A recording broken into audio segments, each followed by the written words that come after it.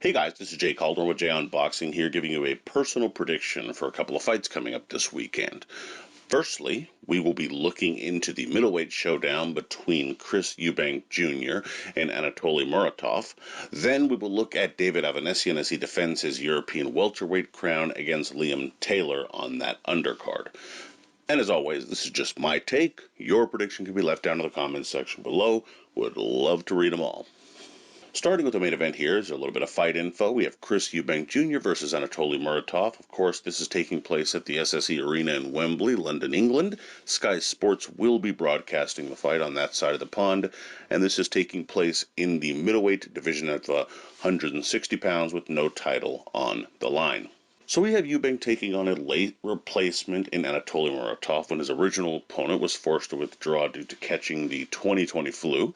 So, is this likely going to be the biggest fight of the year? Hardly. However, there's still some interest to some degree. Interest in whether or not Eubank can impress and or if Muratov can hang in there and maybe ask some questions of the Brit.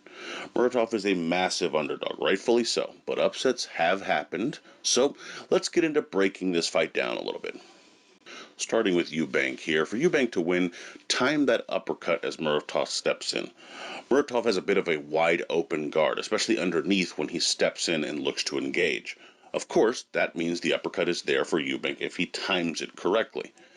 Be sure you're taking defensive care of what Muratov is stepping in with while you're looking to throw it, but that right uppercut can definitely cause damage if Eubank finds Muratov's pace and nails him with the shot.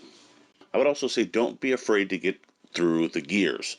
One trap that a favorite in a fight like this, where he is a massive favorite, and let's make no mistakes about it, he is, one of the mistakes they can fall victim to is just going through the motions in a fight like this, especially against a late replacement at that.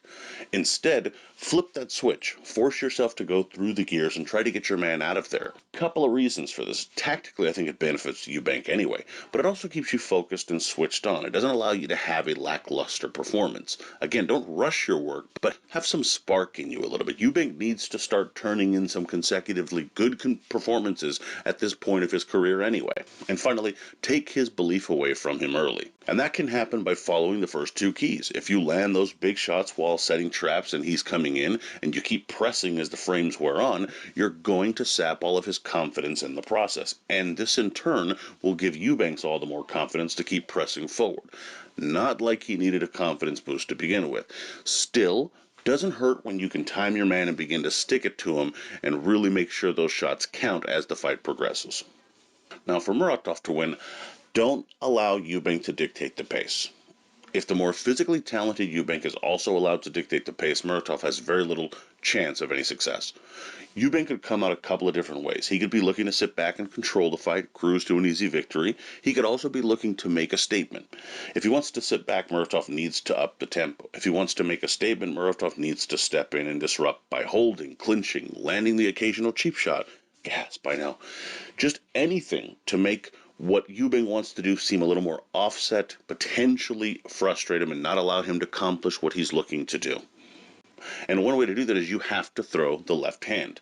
Muratov's best shot is that left hand, either in the form of a jab to continue the theme of throwing Eubank off a little bit, or as a hook.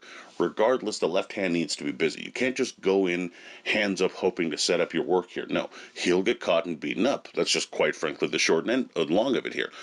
The jab has to be the key that opens that door. Then, once inside, the left hook will be Muratov's best chance of changing the fight in his favor. Even the hook, or rather the left hand over the top, could work for him in these situations. And finally, don't forget to dig to the body.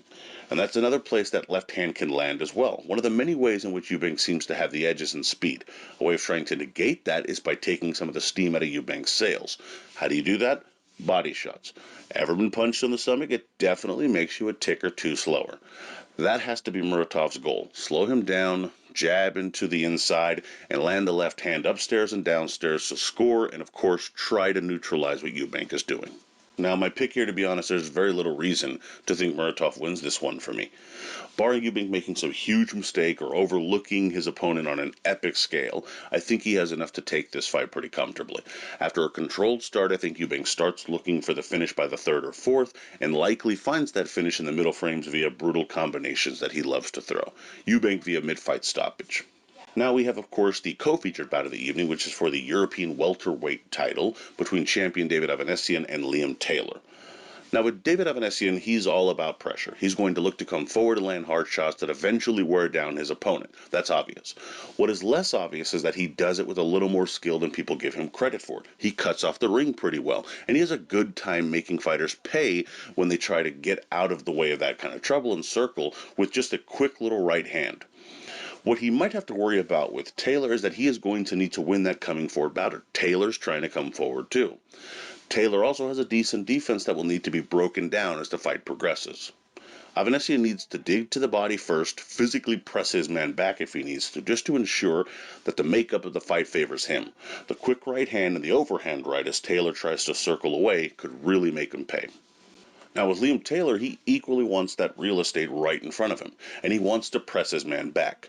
When he lets momentum build, it allows him to let his hands go a bit more, and the combined work of his shots, more than the power of those shots, can wear his man down. In many ways, he's very similar stylistically to Avenessian, both in terms of style, terms of power, what have you, though Taylor probably uses his jab a little bit more, but doesn't have some of those kind of special or unique skills in terms of cutting off the ring or setting those kinds of traps. Now, I have a feeling that Avenessian is the physically stronger of the pair. That's something Taylor's going to have to look at. So that means Taylor will need to use that jab to make Avenessian back up. He can't just brute force him back, so to speak. He'll also have to be sure he doesn't let Avenessian make too big of a target out of his midsection, because then he's really going to be weakened and is going to lose this come forward battle. Flicking that jab into a left hook from time to time could catch Avenessian off guard and score well. Also, making sure to land that jab to the body could slow Avenessian down as well, because again, his jab is pretty decent. While Avenessian might use more skill to back his man up, Taylor will need to use simple fundamentals to get his man to take those backward steps. Now, I think Taylor makes it a closer fight than people expect, but only at first. However, once the fight wears on, Taylor will begin to wear down. Avenessian will invite a fight, and his somewhat heavier hands and trickier shot selection will overwhelm Taylor nearing the maybe third, fourth, or fifth frames of the fight. I could see David dropping Liam with a body shot, but either way, I expect the body attack to serve him well and possibly lead to the mid-fight stoppage, regardless of how it comes. Avenessian via mid-fight stoppage. The betting odds for these are wide for both encounters, to be quite frankly. With Chris Eubank, he's a minus 600 favorite, with Muratov coming in at a plus 1600.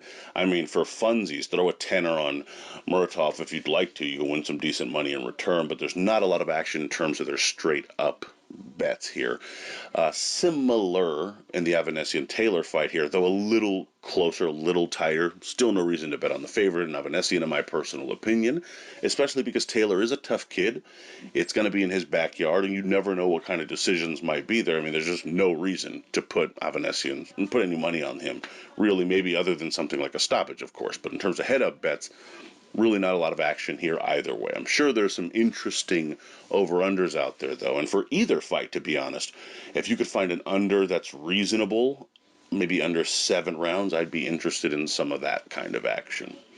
In any event, my prediction record going on into the weekend is 31-11-3 with 11 exact. So let me know what you guys think, though, down in the comments. Love to hear your thoughts, predictions, bets, so on and so forth. Are you interested in this fight or this venture between Sky Sports and Boxer? What do you think of Eubank and his chances of kind of making something out of himself in terms of this fight, or really ultimately this partnership with Sky Sports?